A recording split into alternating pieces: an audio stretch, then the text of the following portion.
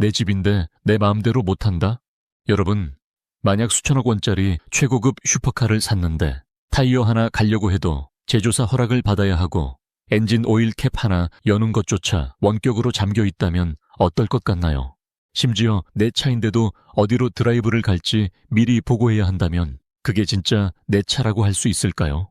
말도 안 되는 소리처럼 들리겠지만 이게 바로 지금까지 대한민국 공군이 처했던 잔혹한 현실이었습니다. 1970년대에 들여온 미국산 F-5 전투기 이야기입니다. 부품이 없어서 낡은 기체를 뜯어 돌려막기를 하고 나사 하나 바꾸려 해도 미국 본사의 승인을 기다리며 천문학적인 정비비를 바쳐야 했습니다. 우리 하늘을 지키는데 정작 그 열쇠는 남이 쥐고 있었던 거죠. 그래서 우리는 25년 전 무모해 보이는 결심을 합니다. 우리 손으로 직접 전투기를 만들자. 하지만 세계의 반응은 차가웠습니다. 기술을 구걸하러 간 우리에게 미국은 핵심 기술 이전을 단칼에 거절했고 같이 만들자던 파트너는 돈을 안 내고 버텼습니다. 전 세계가 비웃었죠. 한국이 전투기를 만드는 건 계란으로 바위치기라고요. 그런데 지금 경남 사천의 하늘에서 믿기지 않는 일이 벌어지고 있습니다. 15년의 세월, 8조 원의 예산, 6대의 시제기로 진행된 1600번의 무사고 비행. 이 모든 숫자가 증명하는 단 하나의 결과물. KF-21 보람의 양산 1호기가 마침내 그 웅장한 모습을 드러냈습니다. 이건 단순한 비행기가 아닙니다. 대한민국이 지난 반세기 동안 겪어온 서름과 갑질을 단번에 날려버릴 거대한 반격의 시작이죠. 한 대당 8,300만 달러, 프랑스 라팔보다 싸고 미국 F-35보다 자유로운 이 전투기에 지금 전 세계 공군 사령관들이 줄을 서고 있습니다. 도대체 미국이 안 준다던 그 잘난 기술들을 우리는 어떻게 뼛속까지 우리 것으로 만들어냈을까요? 그리고 돈 안 내고 버티던 인도네시아는 왜 갑자기 태도를 바꿔서 우리에게 매달리고 있을까요? 오늘 이 영상 하나로 KF-21이 왜 단순한 무기가 아니라 대한민국의 국부를 송두리째 바꿀 거대한 돈의 흐름인지 그 이면에 숨겨진 짜릿한 역전 드라마를 파헤쳐 보겠습니다. 이제부터가 진짜 본게임입니다.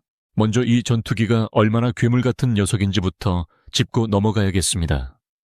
KF-21 보람의 최고 속도 마하 1.81입니다.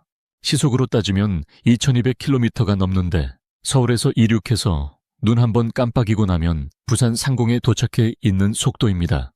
연료 한번 가득 채우면 서울에서 괌까지 논스톱으로 날아갈 수 있는 지구력까지 갖췄죠. 그런데 여기서 중요한 건 속도가 아니라 세대입니다. 요즘 전투기 시장은 스마트폰 시장이랑 비슷해요. 3세대가 폴더폰이라면 4세대는 초기 스마트폰, 5세대는 최신형 아이폰입니다. KF-21은 4.5세대라고 불리는데 이게 아주 영리한 전략입니다. 처음부터 5세대 스텔스기로 만들면 돈도 너무 많이 들고 기술 격차 때문에 실패할 확률이 높거든요. 그래서 겉모양은 스텔스기처럼 매끈하게 뽑되 일단은 4.5세대로 양산을 시작하고 소프트웨어만 업데이트하면 언제든 5세대로 진화할 수 있게 설계했습니다. 사는 나라 입장에서는 이보다 좋은 가성비가 없는 거죠. 지금 당장 최고의 성능을 쓰다가 나중에 업그레이드만 하면 최신형 스텔스기가 되니까요. 사실 이 사업의 시작은 눈물 없이는 볼 수 없는 고난의 연속이었습니다. 2001년 처음 독자 전투기 개발을 선언했을 때 국내 전문가들조차 고개를 저었습니다. 훈련기나 만들던 실력으로 어떻게 전투기를 만드냐는 비아냥이 쏟아졌죠. 사실 틀린 말도 아니었습니다. 훈련기 만드는 게 자전거 조립이라면 전투기는 포뮬러1 레이싱카의 엔진부터 브레이크까지 전부 직접 설계하는 난이도거든요.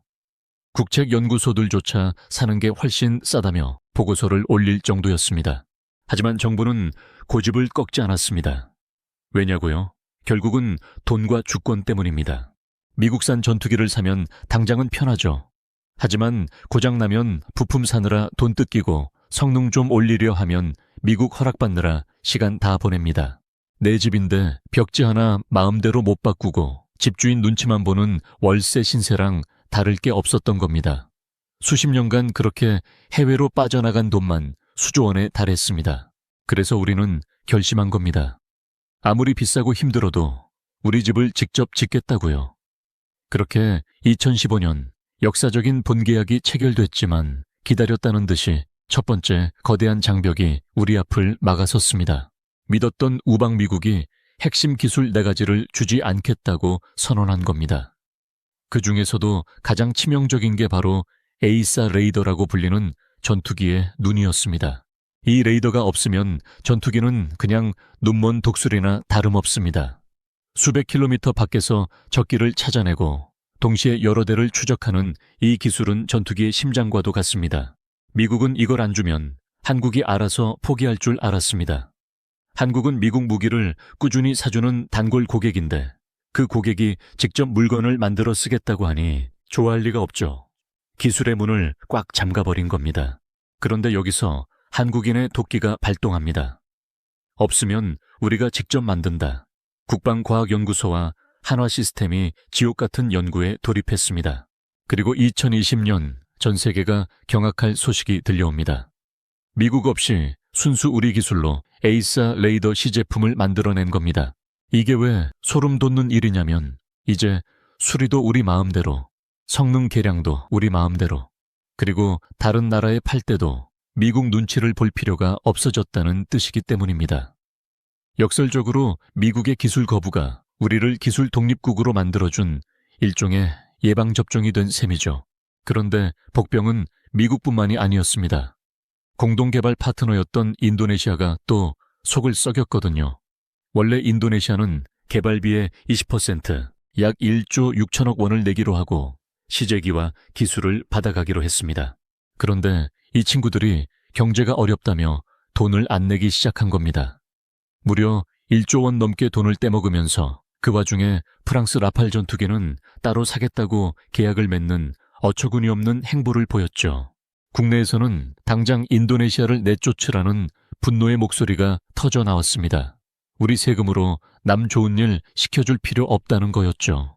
하지만 우리 정부는 여기서 다시 한번 고단수의 수를 둡니다. 인도네시아의 분담금을 대폭 깎아주는 대신 그들에게 넘겨주기로 했던 기술의 핵심 설계도와 소스코드를 우리 금고에 잠가버린 겁니다. 돈 안 냈으니 기술도 못 준다는 명확한 명분을 챙긴 거죠. 결과적으로 인도네시아는 파트너에서 그냥 평범한 고객으로 격화됐고 한국은 독보적인 기술 소유권을 완벽하게 손에 넣게 됐습니다. 최근 인도네시아 대통령이 직접 한국을 찾아와 KF-21을 사겠다고 머리를 숙인 건 결국 이 전투기가 없으면 자기네 하늘을 지킬 대안이 없다는 걸 깨달았기 때문입니다. 결국 우리가 판을 짜고 승기를 잡은 역전극이었던 셈이죠. 이제 진짜 중요한 경제 이야기를 해볼까요? KF-21 양산 1호기가 나왔다는 건 이제까지 쏟아붓기만 했던 돈을 본격적으로 회수하기 시작했다는 뜻입니다.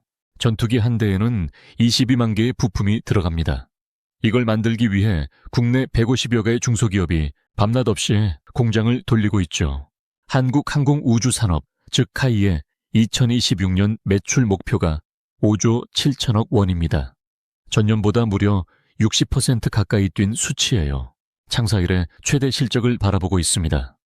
뿐만 아닙니다. 엔진을 담당하는 한화 에어로스페이스는 1조 원이 넘는 엔진 공급 계약을 따냈고 레이더를 만드는 한화 시스템도 생산 라인을 2배로 늘렸습니다. 최근에는 한화가 카이 지분을 인수하려는 움직임까지 보이면서 한국판 로키드 마틴이 탄생하는 것 아니냐는 기대감에 방산 주가가 연일 들썩이고 있습니다. 전투기 한 대가 대한민국 경제 지도 자체를 다시 그리고 있는 겁니다. 하지만 좋은 소식만 있는 건 아닙니다. 냉혹한 현실의 벽은 여전히 높거든요.